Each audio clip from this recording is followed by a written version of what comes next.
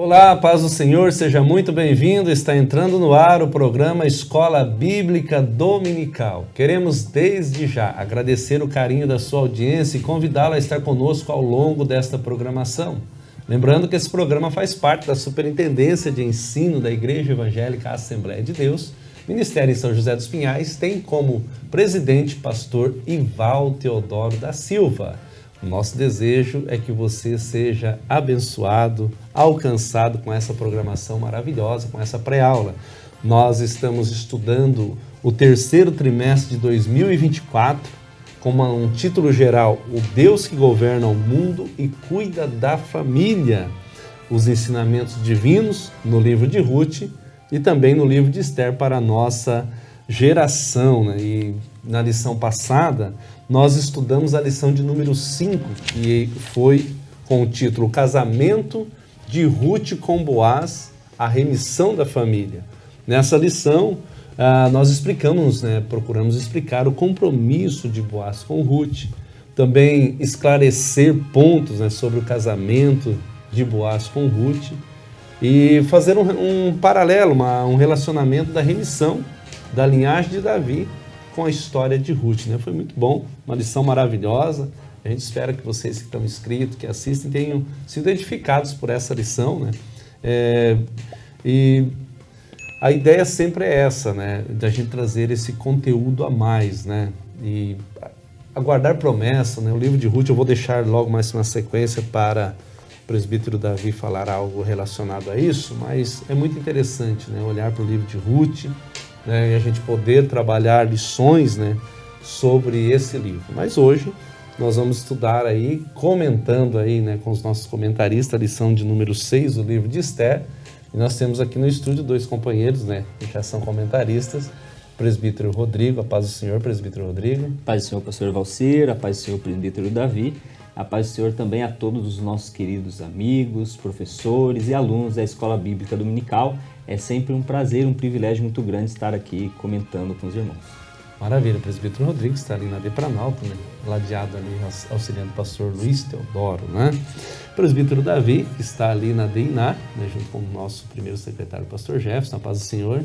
Pastor Valcir, Rodrigo e a todos os nossos alunos, professores que nos assistem. Que maravilha, isso é muito bom.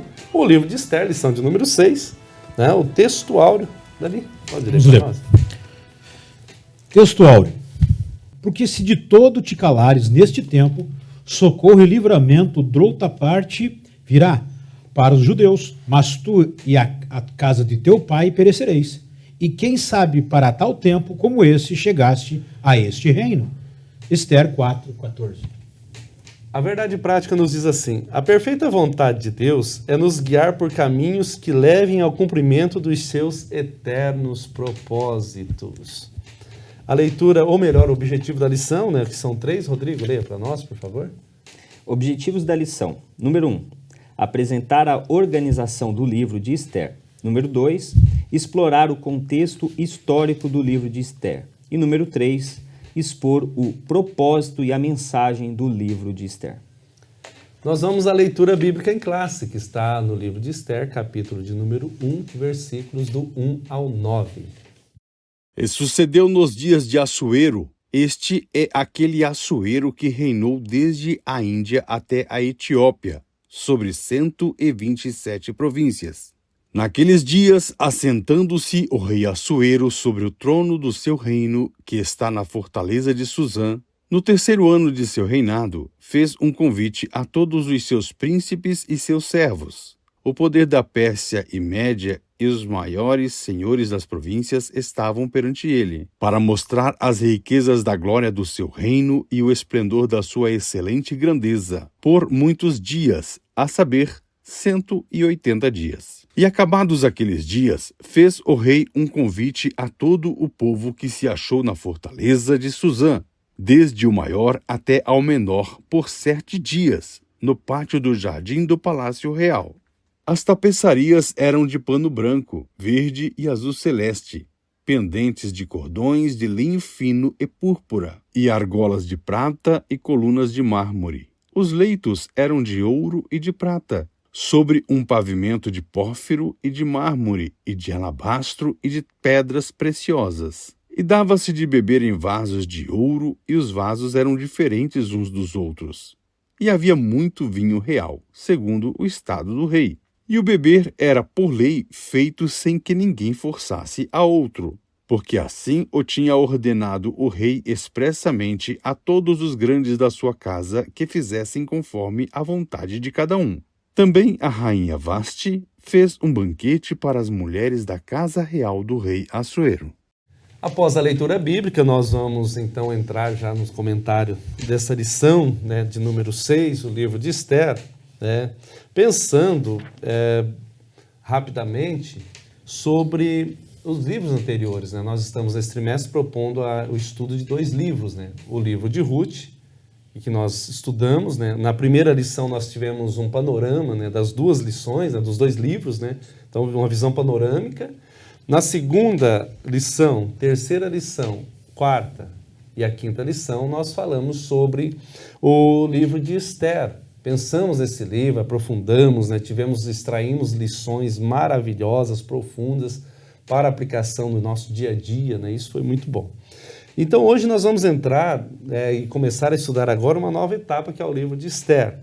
O livro de Esther, eu quero pedir ao presbítero Rodrigo, tem uma sugestão de método muito interessante na lição do professor, eu gostaria que ele passasse, que é um quadro, né, um esboço do livro. Sim. Aqui ele diz, o esboço do livro. Ponto 1.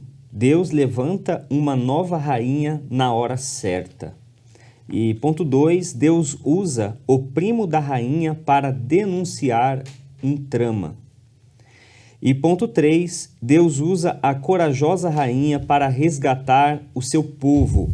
E no 4, Deus promove Mardoqueu por sua fidelidade. Que bênção. Então essa leitura aí da sugestão de método, ela dá um esboço do todo do livro, né? Porém, antes ainda de entrar, eu gostaria de pedir ao presbítero Davi, porque quando a gente olha de Ruth para Esther, há um espaço de tempo aí muito grande. Eu gostaria que você comentasse sobre isso e algum comentário a mais sobre o livro anterior.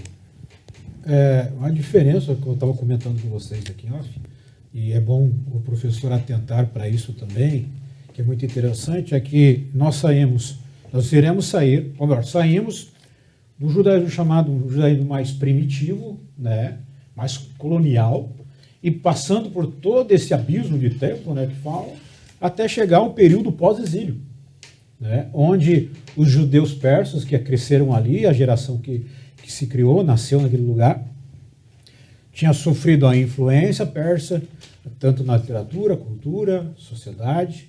Então era um outro contexto, mas tanto em Ruth, o judaísmo primitivo, como, né, em Esther, que já é um judaísmo identificado mais com os persas e com as nações que conquistaram Israel. Então, há uma mudança, mas dentro desse contexto cultural, Deus sempre agiu cuidando, guiando e zelando o seu povo, tratando o seu povo, que Israel é o povo escolhido de Deus. É dali, né, que surge o Messias, né? Então, nós vamos ver também que o povo que ficou na Pérsia, que tinha, né, a intenção de ficar ali, porque a mando de Deus já tinha regressado, né, a mando de Ciro, regressado, e eles ficaram ali e se aculturaram naquele lugar. Então passaram por essa circunstância e tribulação, mas mesmo assim Deus cuidou e zelou do seu povo. Então é bom o professor atentar para isso, né, cuidar, e se aperfeiçoar mais, buscar mais visídios, para dar uma aula mais cativante, mais aberta, mais dinâmica. Seria muito bom. Que maravilha, né? Então, presbítero Davi, então esse período que Ruth está lá em Juízes, né, ali no finalzinho ali, né, mais ou menos 1150, sempre data aproximada, né? Se a gente pensar agora no livro de Esther, 400 e... Acho que 36, né? Então vamos pensar no período, uma distância de quase 700 anos, né? A gente está pensando aqui, e como você bem disse, Deus agiu lá continua agindo, né? Nos tempos e continua agindo hoje, né? O nosso Deus é o mesmo ontem, né? Sim. Hebreus 13:8, Jesus Cristo é o mesmo ontem, hoje e eternamente, né? Verbo presente sempre. Ele é ontem, ele é hoje e ele é eternamente, né? Então não tem passado e futuro. Então nós louvamos a Deus por você que nos assiste. Queremos pedir também que você nos ajude divulgando essa programação, se inscrevendo no nosso canal no YouTube, Escola Bíblica Dominical SJP, convidando amigos para assistir. O nosso propósito é alcançar o maior número de professores, alunos, superintendentes e aquele que ama a Escola Bíblica Dominical, que ama se debruçar em cima da Bíblia, estudar ponto a ponto, sistematicamente. Então fica o convite para você aí se inscrever no nosso canal e nos ajudar divulgando. Então hoje o livro de Esther, e a introdução do livro é muito interessante, né, porque dá a ideia da conclusão do livro anterior, né, que é o livro de Ruth, e agora nós começamos então a pensar no livro de Esther.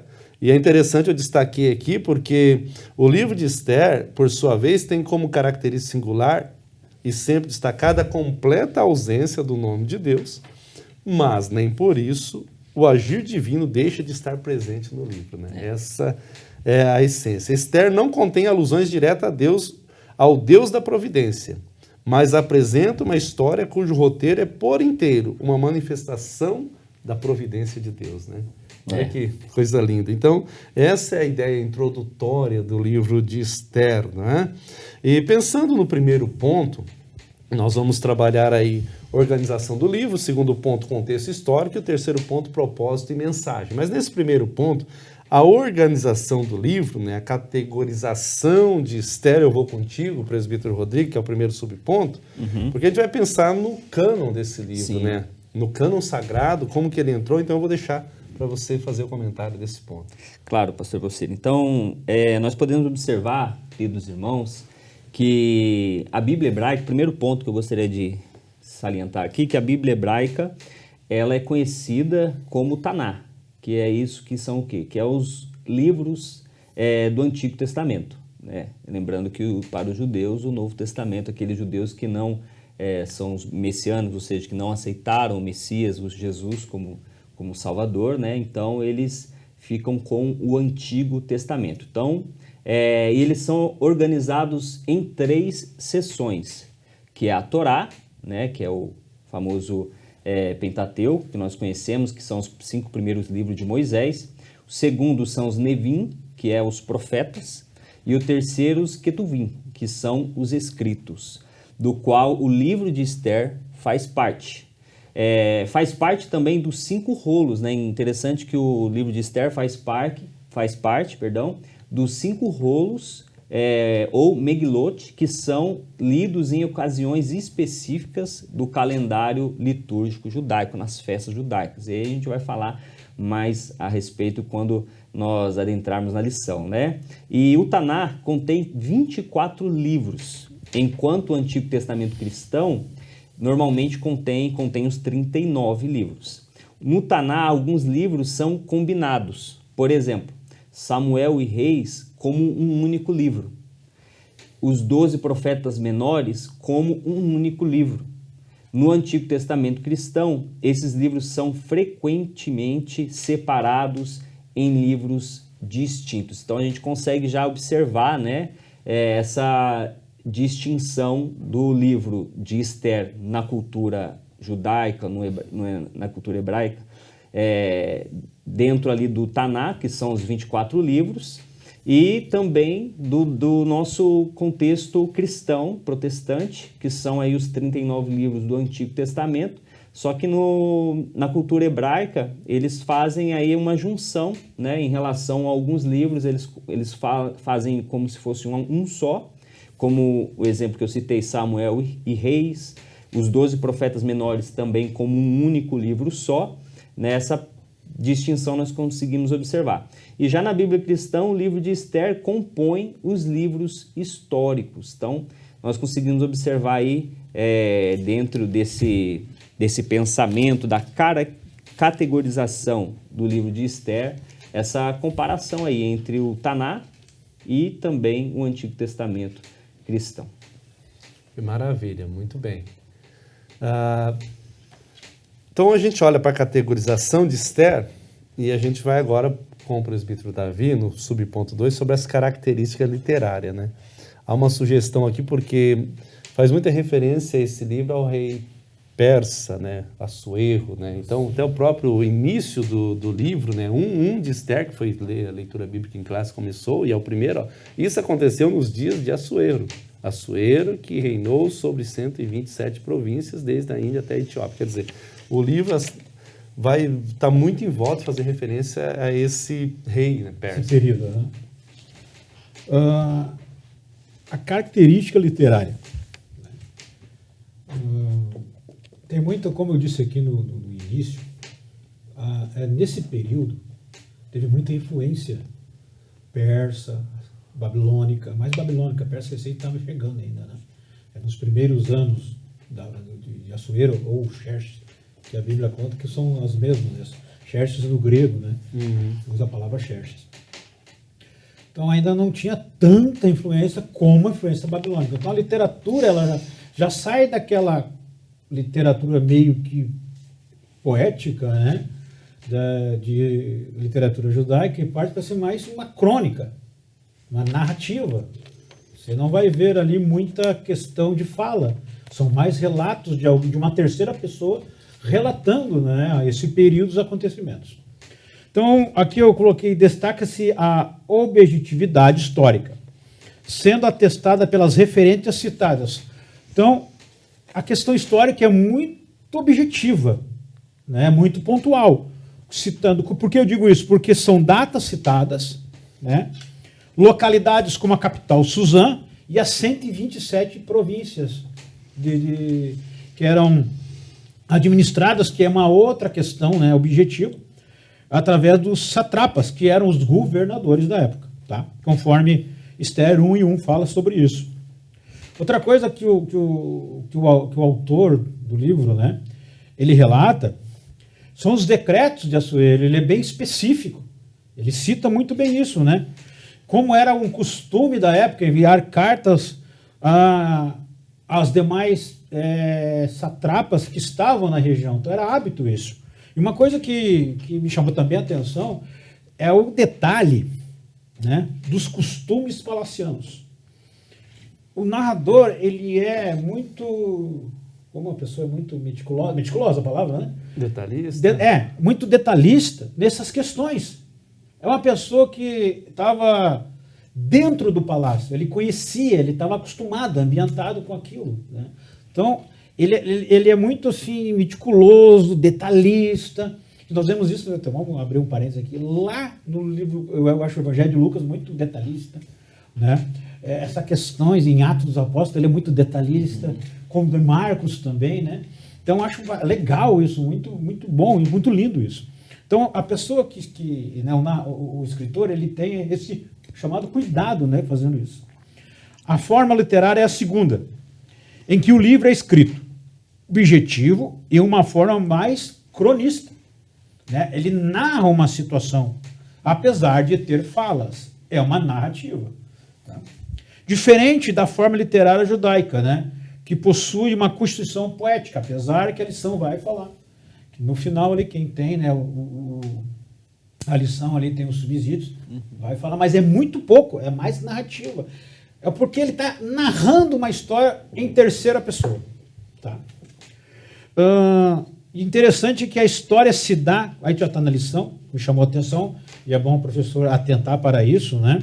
Talvez você não atentou para isso, mas atente, que esse momento histórico, ele se dá cronologicamente entre os capítulos 6 e 7 de Êxodo. Então, teve o povo que retornou, mas teve um povo que ficou ambientado ali e não quis retornar.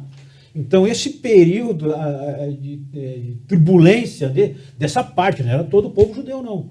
Tá? Era só o que estava em Suzã. Mas vamos aqui, como diz o nosso amigo pastor, vocês conjecturar, né, essa palavra.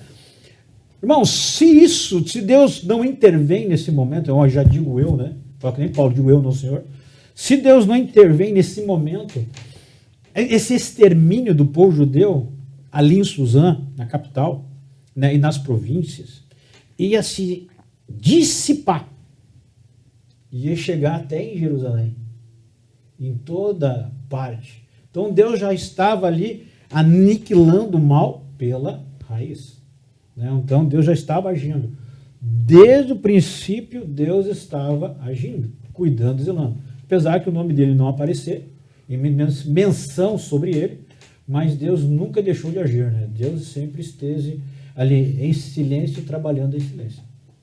Esse trabalhar de Deus é muito interessante se pensar, né? O Deus da providência, que a gente já citou, que ele está no livro de Esther, né? Sim. Mas a gente imagina que o silêncio de Deus, Deus está deitado numa rede ou numa cama descansando. Não, o silêncio de Deus ele não quer falar comigo às vezes, mas ele continua agindo na minha história, cuidando e zelando, né? Dessa forma. Exatamente. Mas é muito interessante olhar para essas características, pensando, e você até já nas entrelinhas da tua fala já deixou aí, falando até um pouco dessa questão do próximo subponto, né? Da autoria e data, porque é o próximo subponto que não dá para afirmar um nome, né? Não. Nós não temos como afirmar um nome, está claro ali. Muitos estudiosos consideram que o livro foi escrito por um judeu que viveu na Pérsia. Ok. Agora, quem é esse judeu que viveu na Pérsia? Qual é o nome dele? Aí é mais complicado um pouco, né? Porque nós não temos como ter uma referência de um nome, né? Para afirmar, né? Então, esse subponto aqui, a gente vai pensar junto aqui sobre isso, né? Há uma alusão, né? Até citei aqui de Esther 9:20, mas sem afirmação, o campo da suposição, a gente não pode aqui afirmar isso, né? Até porque não temos uma referência forte para isso. Mas vai dizer lá que Mordecai, ele escreveu essas coisas, né? E está bem claro, vou ler o texto, mas não estou afirmando, deixando bem claro, isso não é uma afirmação de que ele é o escritor, né? Mas olha lá, Mordecai escreveu essas coisas e enviou cartas a todos os judeus que moravam em todas as províncias. Opa, mas não é isso, não vamos afirmar que foi ele quem escreveu as cartas, né?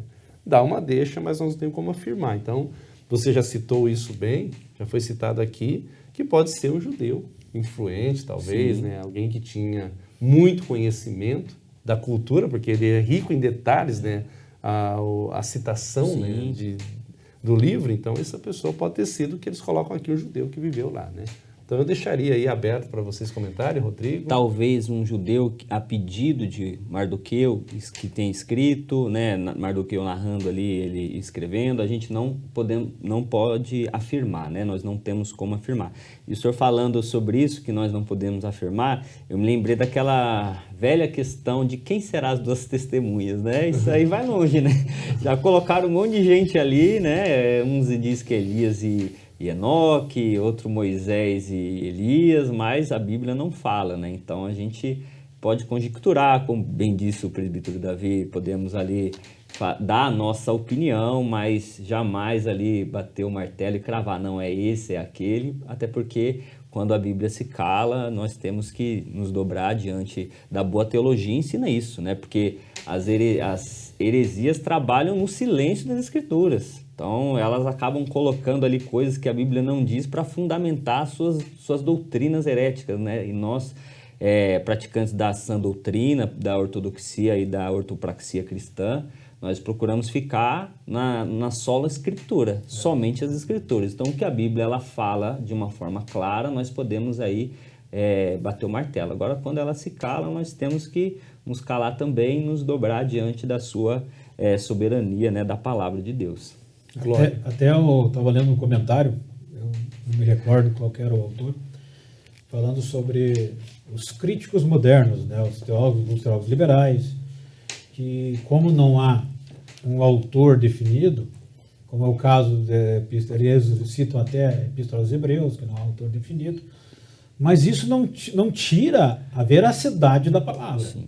Até comentando com alguém, eu falei o seguinte, olha, se eu falar uma verdade, mesmo não estando no recinto, onde o acontecimento ocorreu, eu posso chegar em testemunhas que estiveram lá e afirmar a minha veracidade. Isso não tira a verdade, né, do livro de Esther, mesmo não citando. Então, tem os teólogos atuais, críticos, né, a palavra, e eles não concordam porque não há um autor. Mas isso, meus irmãos, não difere em nada não deve interferir na nossa fé. É que a verdade está ali e Deus agindo, né, na providência e na segurança do seu povo, né, no que tange ao livro de Esther. Né? Glória a Deus, né? Então é anônimo, né? É um escritor anônimo, né? Não tem como afirmar. O período, né, dessa datação, a gente já citou aqui alguns períodos, né, mas o ponto ele encerra falando que a ascensão da Grécia, né, sobre a Pérsia, vai falar ali com Alexandre o Grande em 330 antes de Cristo, então eles vão trazer uma datação próxima aí de 450 mais ou menos, né? 450 antes de Cristo, né? Que esse livro foi escrito num período pós-exílico, que a gente vai olhar para frente um pouquinho aqui e pensar mais no exílio em si, né? Eu achei muito interessante que são situações para você, professor, pontuar com a sala de aula para que os alunos, aqueles que estão ouvindo a sua aula, possam compreender, ter uma melhor compreensão. Você vai ter aí umas 5, 6 lições para falar desse assunto propriamente, né? Depois abrangendo, né? Na próxima lição a gente vai ver a deposição, né? Ela foi deposta, né, da rainha Vasti, a ascensão de Esther. Quer dizer, aí você vai detalhar mais, abrir mais assunto, né? Mas aqui é uma visão panorâmica, é importante pensar sobre isso, né? Nessa situação. Então a gente olha para a organização do livro, dá mais ou menos uma visão do livro de Esther sobre categorização, sobre característica literária e sobre autoria e data. O próximo ponto, nós vamos pensar no contexto histórico, né? E contexto histórico, a gente vai olhar para 3 subpontos aqui. O povo hebreu no exílio, o fim do exílio e o pós-exílio, né? Então, olha só que interessante. Então, eles no exílio, o fim do exílio e o pós-exílio. Lembrou o presbítero Davi, não sei se o presbítero Rodrigo já estava com a gente, quando nós gravamos o livro de Oséias, né? Quando nós falamos sobre o livro de Oséias, e foi muito... Ezequiel, você ficou em dúvida. Estou estudando o livro de Oséias e fiquei preso aqui, né, mano? O livro de Ezequiel, e Ezequiel vai trazer muito. Eu até peguei a revista, dei uma recapitulada na revista daquela época, falando dessa questão do povo hebreu no exílio, né? E é interessante que vai dizer assim, ó, para uma melhor compreensão do contexto histórico do livro de Esther, é importante mencionar, olha só que interessante, professor, e você que nos assiste, o período da monarquia, o período final do período da monarquia do povo hebreu. Olha só, o reino dividido aqui ele está tratando. Em 722, a queda do Reino Norte, né?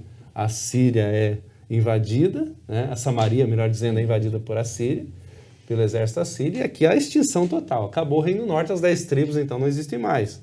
E aí, está lá em 2 Reis 17:6. E mais um pouco mais de 100 anos depois, Judá, reino do sul, foi levado para o cativeiro babilônico. Está aqui, 3 levas, né? 605, 597 e 586 antes de Cristo. Então é importante pensar nessas nações, né?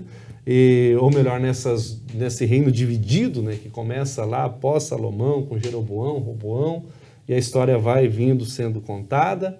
E a nação norte fazia o que era mal e era tão perverso, um exemplo clássico, o próprio Jeroboão, mas também Acabe, né, com Jezabel. Mas a tribo de Judá e Benjamim ficaram em Jerusalém, que a gente considera, chama de nação sul. Essa foi levada cativa agora, ela permanece, e ela é levada cativa para a Babilônia e fica 70 anos. Nesses 70 anos ali, eu achei interessante que a lição vai trazer, é importante apontar isso, Deus tratou com Judá, principalmente para extirpar do meio de Judá a idolatria. Idolatria, um dos propósitos do cativeiro. O que abominava e abomina Deus é a idolatria. Aquilo que eu coloco, ou que é colocado, acima da minha total adoração a Deus, né? Eu sou o inteiro dele, mas eu tenho algo que me coloca acima dele, então ele vai tratar disso aí. Até acho que é um livro muito antigo do CPD, Espada Cortante, tem ali como foi um dicionário, né? Vaidade, e ele define a vaidade como destronar, tirar alguém de um trono e colocar outra coisa, dentro da visão, né, do autor da Espada Cortante. Então, um dos propósitos do cativeiro é aniquilar mesmo a idolatria do povo. Ele vai falar sobre isso, mas pegando o gancho, e você vai ver isso pós-exílio até os dias atuais. Não há mais. Sim. Né? Não tem a idolatria. Não tem outro Deus. Então, realmente, o efeito, né, da dose... o remédio foi bom. Então, Esse é um dos propósitos, a gente vai falar mais tarde. Já Sim, Mas que benção, é sempre importante. Eu estou vendo aqui Romanos 1, Paulo vai fazer essa tratativa, né, quando ele faz a alusão, né, 1,18 de Romanos, e olha que interessante, né, está destacado aqui, ó, a ira de Deus se revela do céu contra toda impiedade e injustiça dos seres humanos que por meio da injustiça suprimem a verdade. E ele vai continuar falando aqui sobre a impureza dos seres humanos e a idolatria. Até eu não vou ler todo os pontos aqui, mas é muito interessante essa tratativa. No capítulo 2, é isso? Romanos 1,18 a 25. mesmo. 1,18 a 25 de Romanos, né? Então, essa tratativa de Deus com o seu povo, essa preocupação de Deus, você citou aí Espada Cortante de Orlando Boyer, né? E ele lançou também a Pequena Enciclopédia Bíblica. Eu sei que a gente era incentivado a comprar novos obreiros. Depois da Bíblia, depois da Bíblia, o pastor Pimentel dizia, Francisco Pimentel falou isso, né? Que tinha que ter a enciclopédia, Pequena Enciclopédia Bíblica.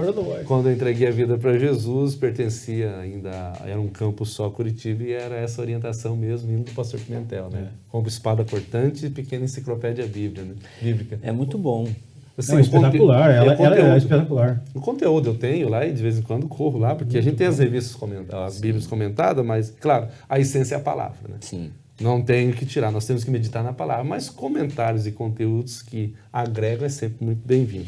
Então, pensando, eles estão no exílio, Deus está então tratando com o povo, com a nação sul, né, com o povo de Israel agora, no cativeiro, durante 70 anos. A tratativa é para extirpar a idolatria, esses sentimentos e comportamento idolátrico deles, que era terrível. E agora eu vou contigo, presbítero Davi, sobre o fim do exílio, né? Que a gente já vai começar a caminhar indo em direção ao livro de Esther, né? Mas o fim do exílio. Bom, eu coloquei dois pontos aqui, tá? Que se dá com a invasão persa com o fim dos 70 anos, conforme a profecia de Jeremias, né? Relatada em capítulo 25, 1 e 12, 29, 10 ao 14. Eu falo que havia dois propósitos pedagógicos, né, esse fim do cativeiro. Tá? Estava se terminando um processo pedagógico. O primeiro, ainda foi citado aqui, que era extirpar o conceito de idolatria definitivamente de Israel. Como foi dito, que até os dias atuais, né, a gente não vê nenhum judeu, né, a princípio, adorando a outros deuses, a não ser Javé. Tá? Jeová, como queira pensar. Efeito que vemos pós-exílio, que perdura até o dia de hoje. O segundo, que é muito interessante, tá? E eu quero usar aqui o novo comentário bíblico de Wayne House. Olha só o que ele escreve, interessante aqui. O segundo propósito, Israel sofria sob governos gentios por anos, mas Deus, que direciona os poderes da história, não havia os abandonado. Os israelitas deveriam continuar confiando nas suas promessas de preservação, restauração e ter as esperanças messiânicas renovadas. Então é outro propósito do que aconteceu, né, como resultado dessa orientação pedagógica de Deus. Porque, assim, irmão, trazendo para os dias atuais, vamos aqui aplicar na nossa vida. Quando nós estamos passando por alguns processos, né, seja processo, às vezes, por uma enfermidade ou uma questão financeira, né, ou outra qualquer, Deus está ali nos orientando. Tá? Eu vou lembrar agora do nosso vice-presidente, pastor Cláudio, certa vez ele pregou sobre, né, aquela passagem do Mar Vermelho, a pedagogia de Deus ali, me chamou muita atenção aquilo, sabe? Como Deus tratou e ensinou os discípulos. Então eu peguei aquilo para mim, que no momentos da adversidade, da tempestade, seja lá espiritual, financeira, qualquer que seja, Deus está nos orientando em alguma coisa. Então, neste caso aqui, né, duas questões. Primeiro, para extirpar a idolatria. Tá? E segundo, para renovar a ideia messiânica. E nós sabemos que a partir do final do exílio, a identidade, né, foi citado aqui, o livro de Ezequiel, e nós passamos por aquele período todo falando sobre essa questão, né, identitária, messiânica que Israel tem até os dias de hoje, começou pós-exílio. Claro, com Moisés falando, mas você vai ver que na construção da história, ela fica mais vívida no pós-exílio. Né? Então, assim, para concluir, irmãos, Deus através da tribulação, ele nos ensina, nos orienta, apesar que muitas das vezes, né, a dor ensina a gemer, e é verdade, e nós aprendemos com ela. Né? Então Deus usa esses momentos de adversidade para nos ensinar. Verdade.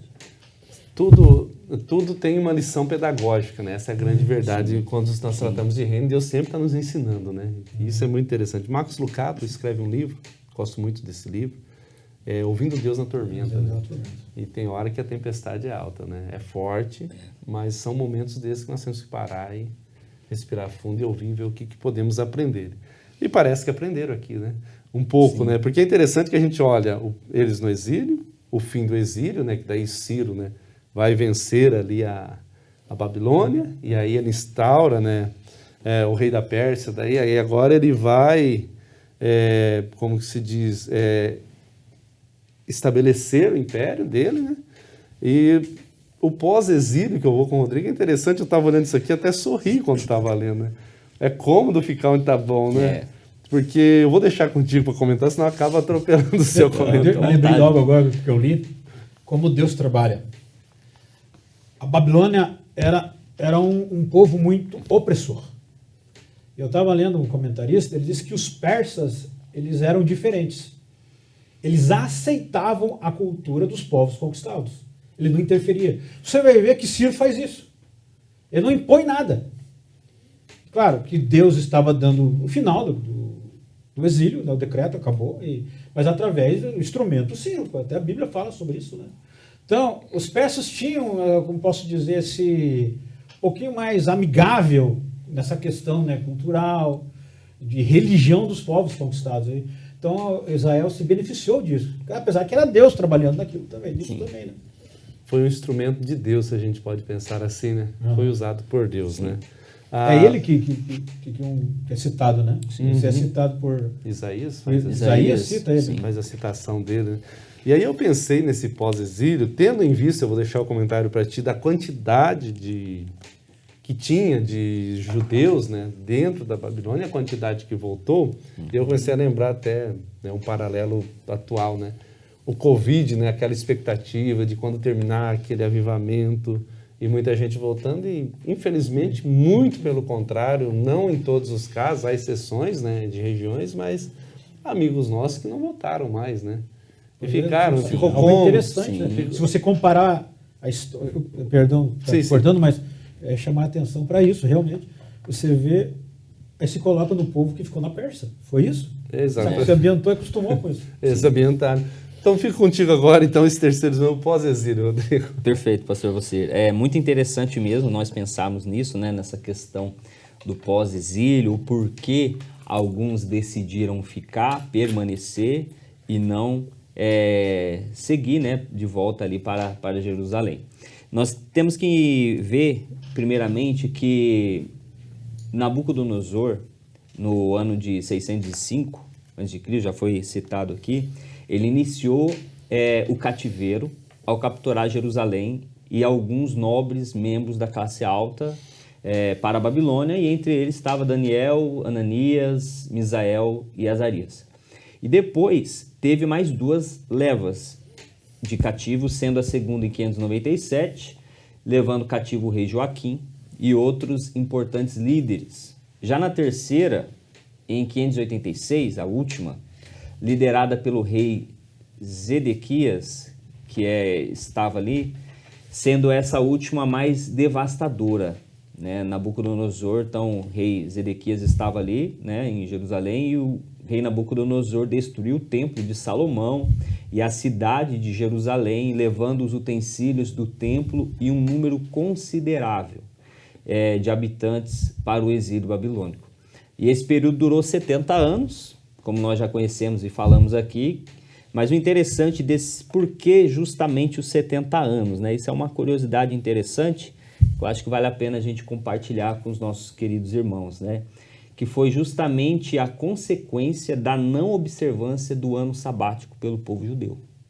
Então a gente pode ver isso em Levítico 26, 34 a 35, que existia ali uma lei onde o povo judeu, o povo hebreu, eles poderiam trabalhar na terra durante 6 anos, mas o sétimo ano, seria o ano do descanso. Eles não trabalhariam com a terra, não colheriam, não plantariam. E isso para quê? Para mostrar duas coisas. Primeiro, a obediência a Deus, pela sua ordem, pela sua palavra, pela sua autoridade, mas também a fé.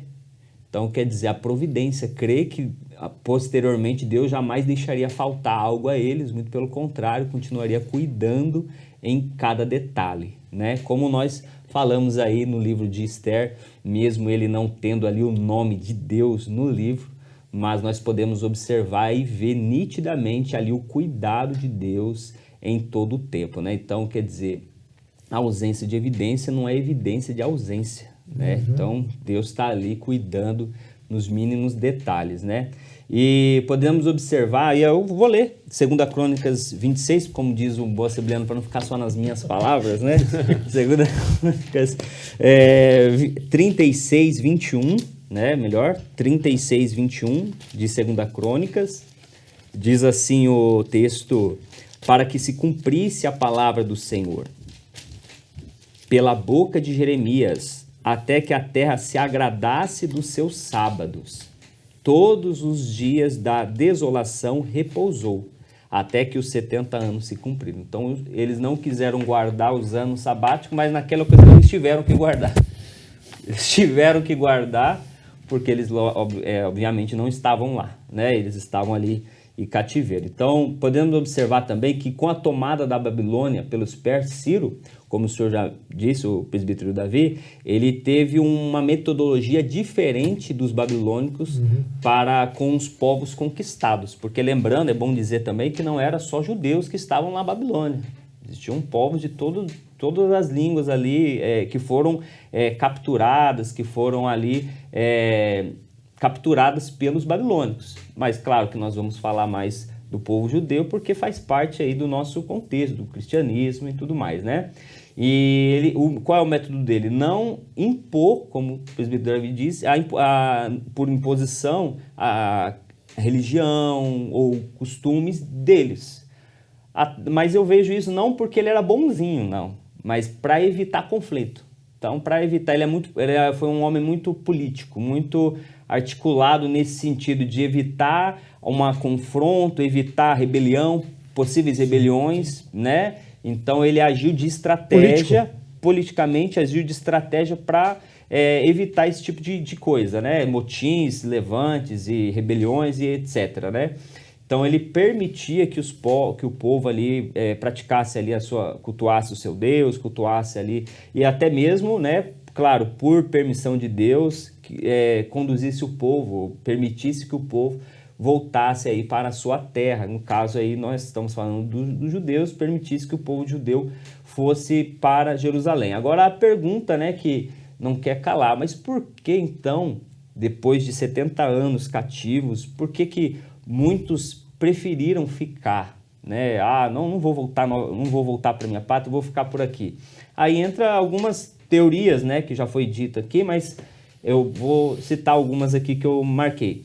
Primeiro, estabilidade e prosperidade, né? Então, muitos judeus haviam se estabelecido na Babilônia e eles haviam construído comunidades, estabelecido negócios e adquirido propriedade. Então, muitas vezes eles pensavam assim, poxa, a gente ficou esse tempo todo, né?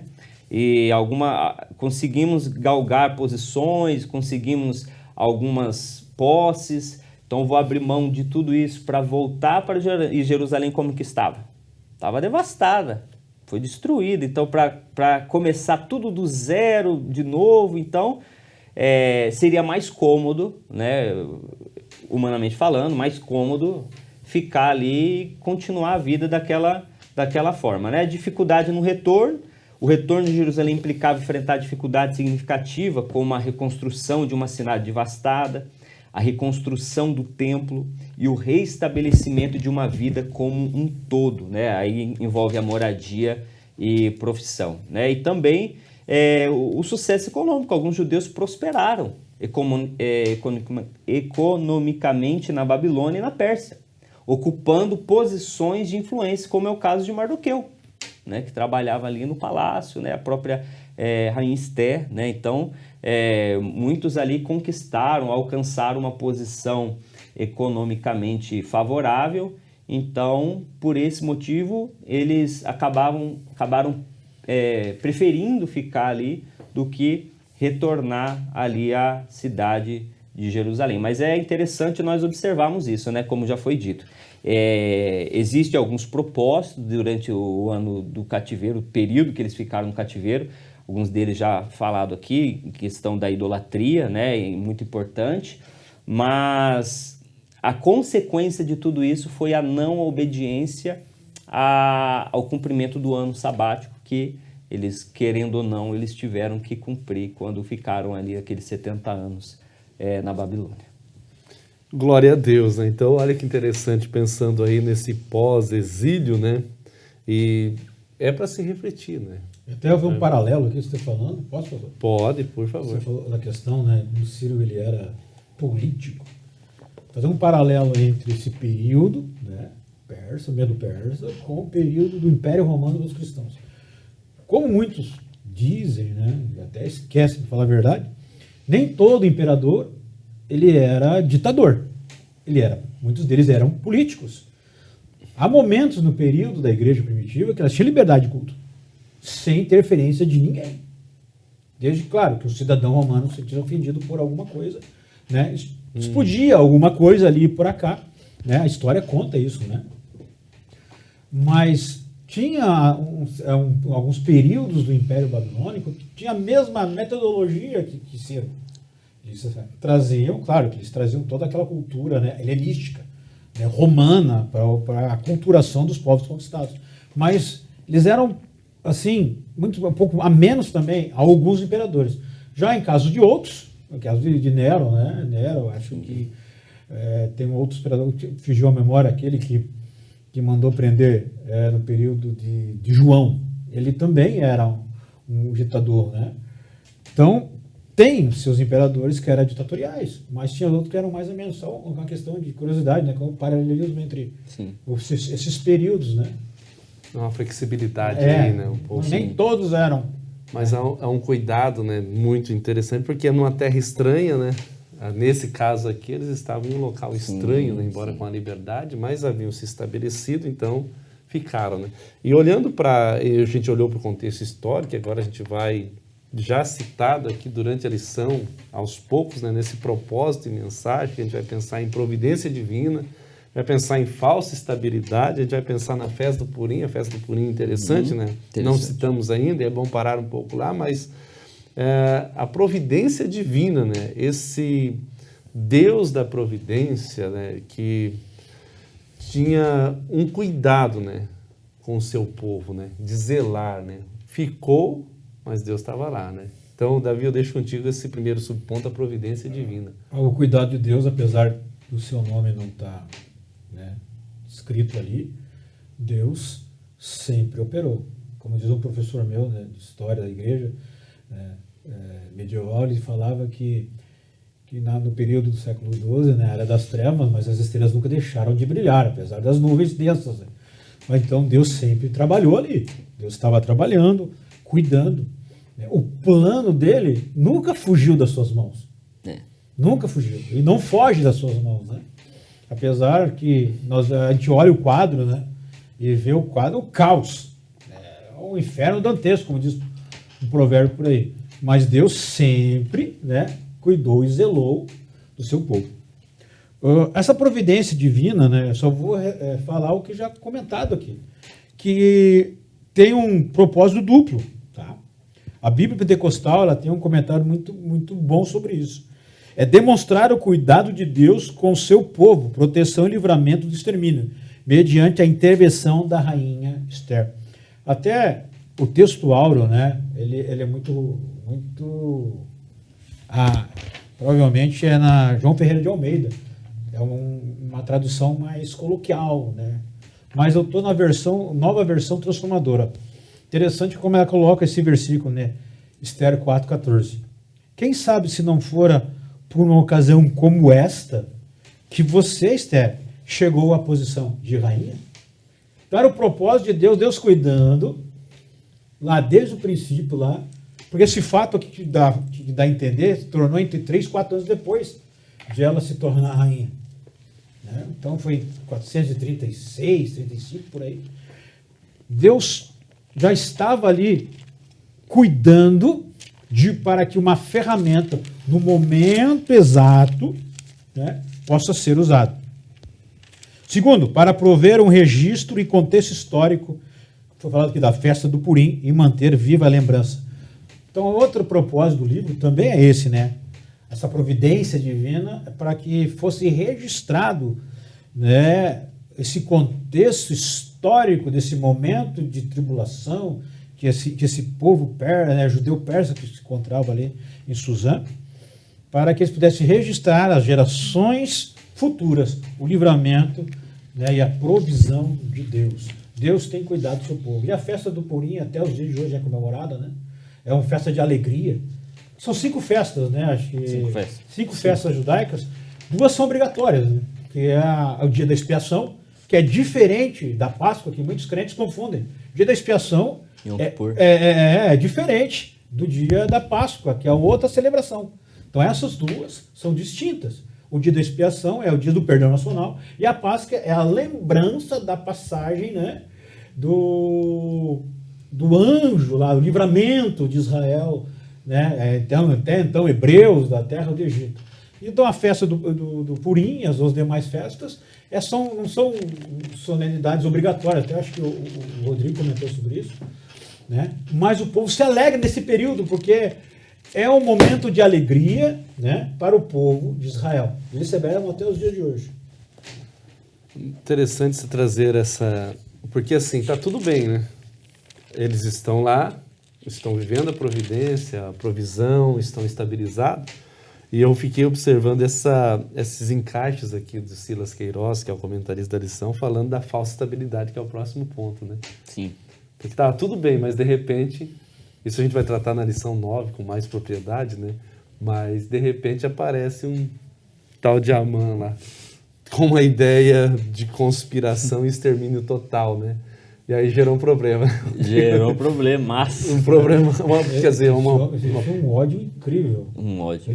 Sim. Nós vemos isso, sabe onde? Hoje, em algumas nações ao redor de Israel. Sim. Eles têm um ódio de exterminar mesmo. Sim. Os conflitos do Hamas. É um ódio, aquele ódio de fritar no olho, assim, aquele ódio de se eu puder eu te mato. É extermínio total, né? Essa é a ideia. Então eu vou deixar contigo agora essa falsa estabilidade, né? O presbítero Davi falou sobre a provisão, a providência divina, e agora essa falsa estabilidade. Né? Pegando um ensejo aqui da fala do presbítero Davi, esse ódio contra os judeus, conhecido como antissemitismo, né, que na última oportunidade que estive aqui comentando, falei um pouco a respeito disso, né, por que antissemitismo, né? O Sem foi um dos filhos de Noé, Sem, Cã e Jafé. E da descendência de Sem que veio os hebreus, que veio os judeus. Então, o antissemita é aquele que nutre ódio contra os judeus, o descendente de Sem. E esse espírito, nós podemos observar que ele ainda permeia no mundo, como bem disse o presbítero Davi, agora no caso mais recente, contemporâneo nosso, com Hamas, e outras, né, tantas outras aí ataques contra o povo hebreu, contra os judeus, como nós temos aí na história, né, o próprio na Segunda Guerra Mundial. Então, houve aquela guerra, aquele extermínio aos judeus, aquele massacre ao povo judeu. Só que Deus continua, né, guardando ali o seu povo, cuidando do seu povo, né, nós podemos observar. E sobre essa questão da estabilidade, me lembrei aqui sobre o texto de Êxodo, no capítulo 1, quando vai dizer que quando os irmãos de José e seu pai vêm até o Egito em busca de alimento, de comida, porque houve fome na terra, então José já estava ali como governador, e aí capacitado por Deus, e ele cuidou ali não somente dos seus, mas também de todos os povos que iam até o Egito buscar alimento, né? E o povo cresceu, multiplicou, e o texto diz ali em Êxodo, no capítulo de número 1, no versículo de número 5, todas as almas, pois que desceram de Jacó, foram 70 almas, José, porém, estava no Egito. Sendo, pois, José falecido e todos os seus irmãos e toda aquela geração, os filhos de Israel frutificaram e aumentaram muito e multiplicaram-se e foram fortalecidos grandemente de maneira que a terra se encheu deles.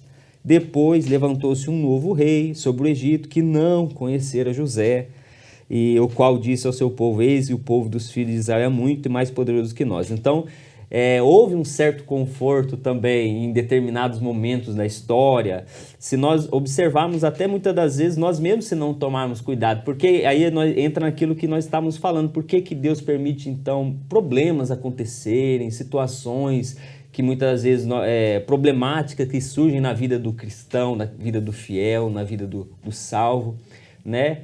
Porque imagina se a nossa vida só fosse só de coisas boas, né? Se fosse somente de vitórias, só fosse somente de conquistas. A tendência do homem, do ser humano mesmo, é se acomodar.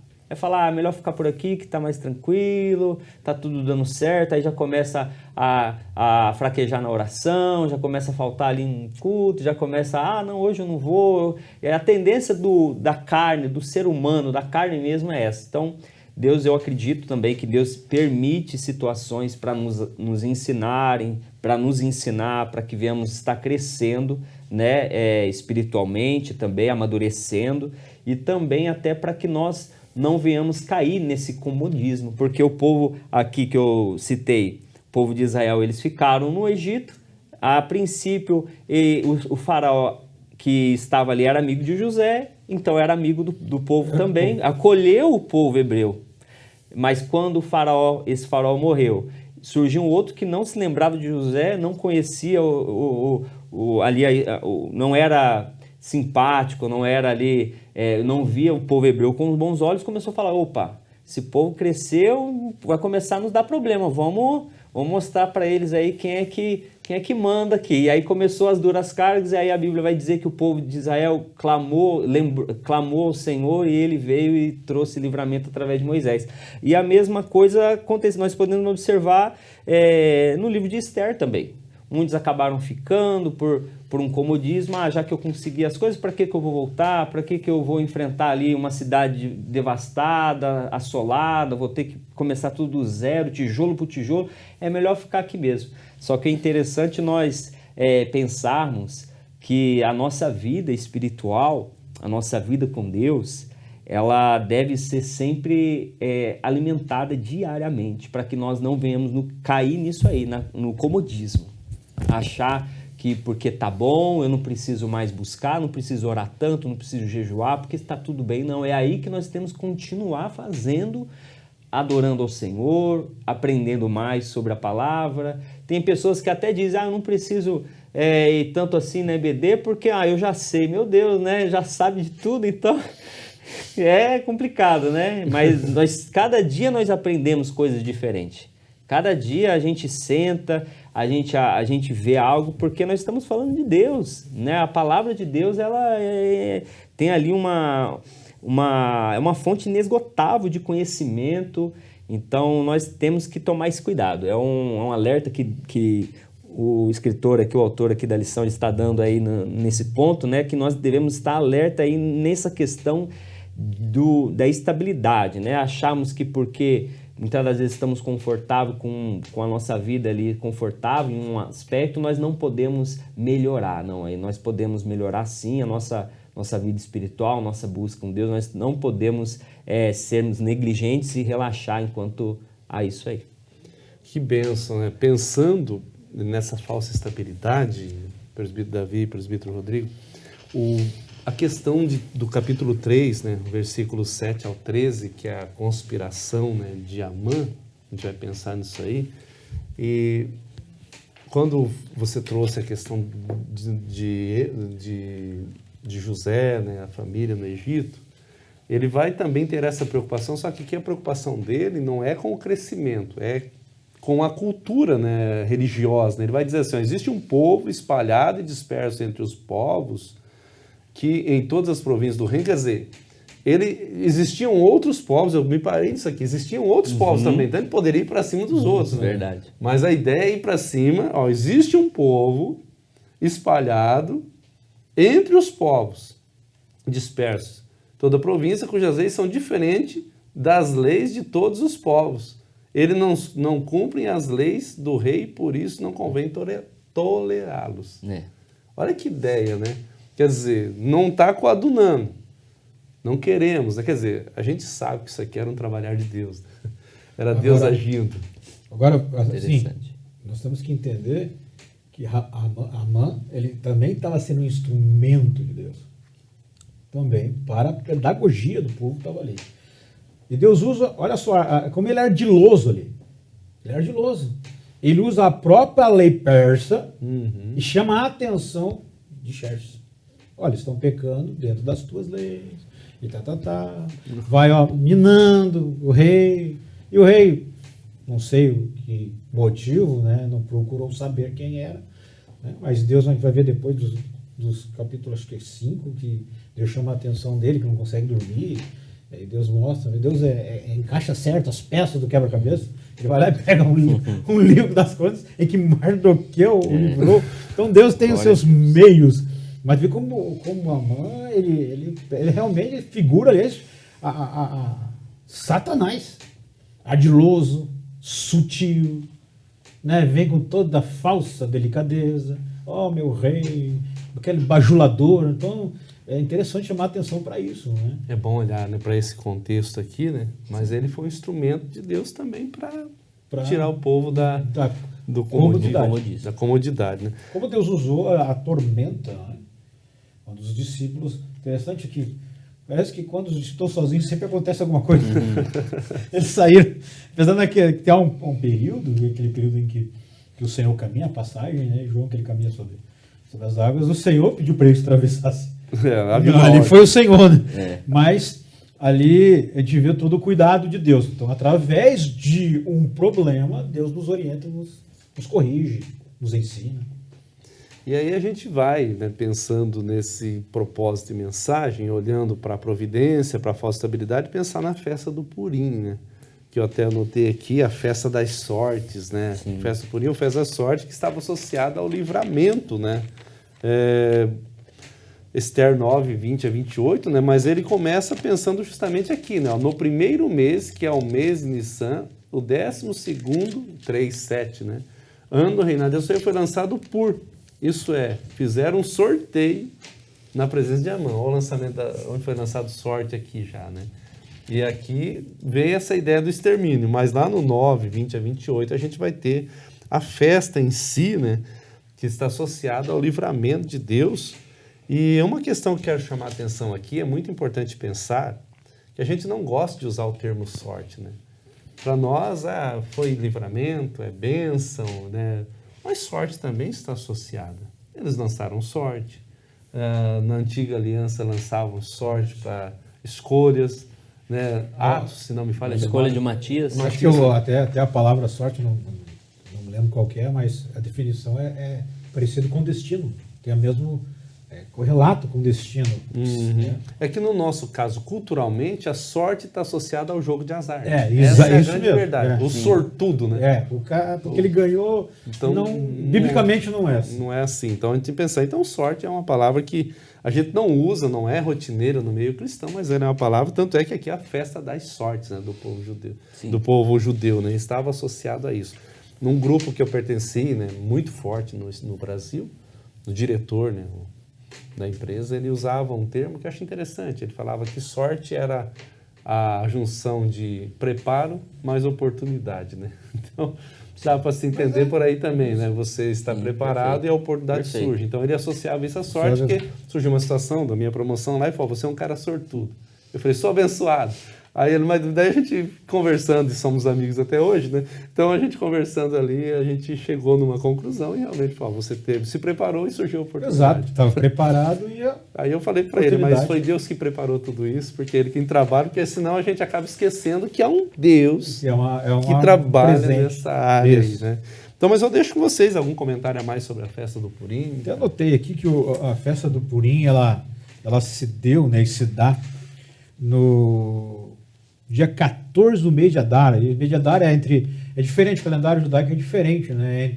O nosso gregário é gregoriano, né? O gregoriano nosso. Vai de 11 de fevereiro a 14 de março. Então, esse período, né? Então, eles começam a festa do Purim um dia depois, tá? Seria o dia 15 de Adar, porque do dia 15 de Adar já estava o livramento. 14 foi a batalha, né? Então, dia 15, então eles celebram 3 dias, eu me recordo. Né? É bom até o professor se aprofundar muito nisso. Sim. Porque a gente falou pouco da festa do Purim, pela verdade. Né? Uhum. Então, mas é bom se aprimorar sobre isso, se aprofundar mais. É importante, né? É diferente, não é uma festa religiosa, que nem o dia da expiação ou a Páscoa, que é uma festa religiosa. Mas sim, é um dia de celebração, como se fosse hoje um aniversário de um departamento da igreja. A gente todos celebram, se alegram. Assim que eu vejo a festa do Purim.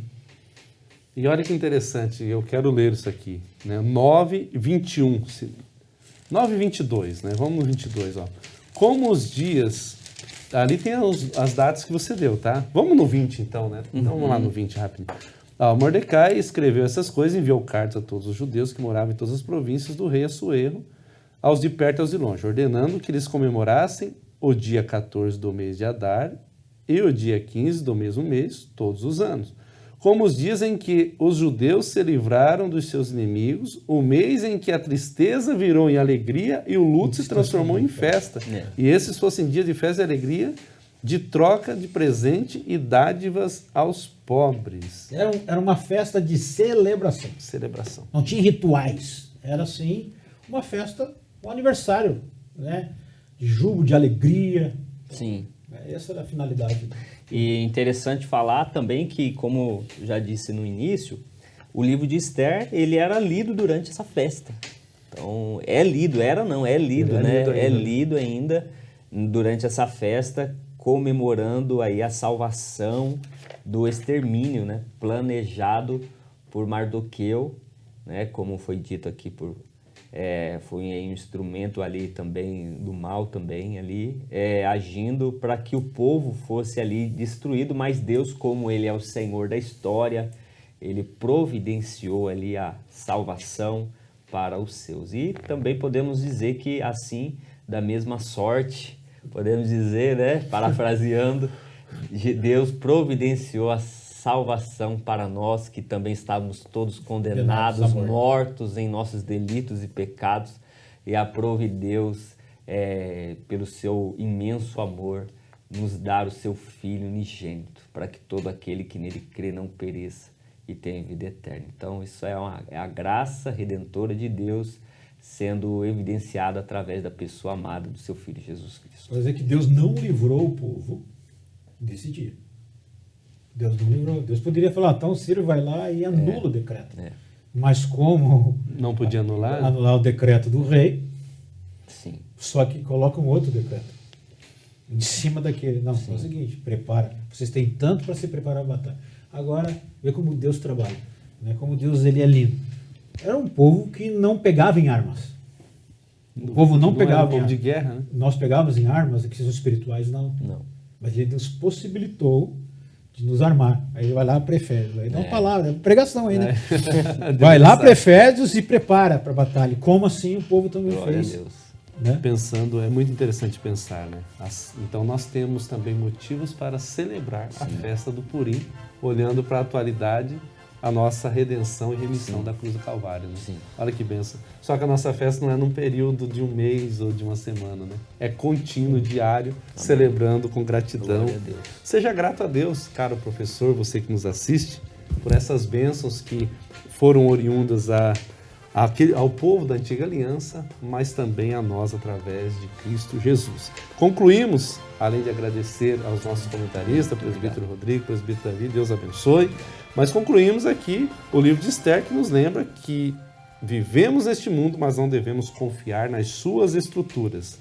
A Bíblia diz que todos os reinos desse mundo passarão, Daniel 2:37. Por isso a palavra de Deus diz que a nossa cidade está nos céus, de onde esperamos nosso Salvador e Senhor, Jesus Cristo, conforme Filipenses 3:20. Nós deixamos o convite para você acessar o nosso canal no YouTube, Escola Bíblica Dominical SJP, também as plataformas aí do Instagram e do Facebook. TV Irmão Amiga, canal NET Claro 524, você vai acessar ali, assistir aí das 15 às 16 horas durante a semana essa programação, né, sempre. E a próxima lição, já citada, a 7ª lição desse terceiro trimestre, a deposição da Rainha Vasti e a ascensão de Esther, uma lição maravilhosa, então não deixe de assistir, dar o seu joinha e compartilhar essa programação. Presbítero Davi, nos despeça em oração. Vamos orar. Senhor meu Deus, eterno Pai, Te nós damos somos graças, gratos por estar mais uma vez em Sua presença e oração te louvamos, e agradecer, Senhor, por mais Bendito uma vez a seja Tua o nome salvação em de Cristo Jesus. Te louvo. Te agradecemos, Senhor, por este momento, abençoe cada comentarista e professor que irá ministrar essa aula. Assim nós pedimos em oração em nome de Jesus. Deus te abençoe em nome de Jesus e lembre-se, seja um aluno da Escola Bíblica Dominical.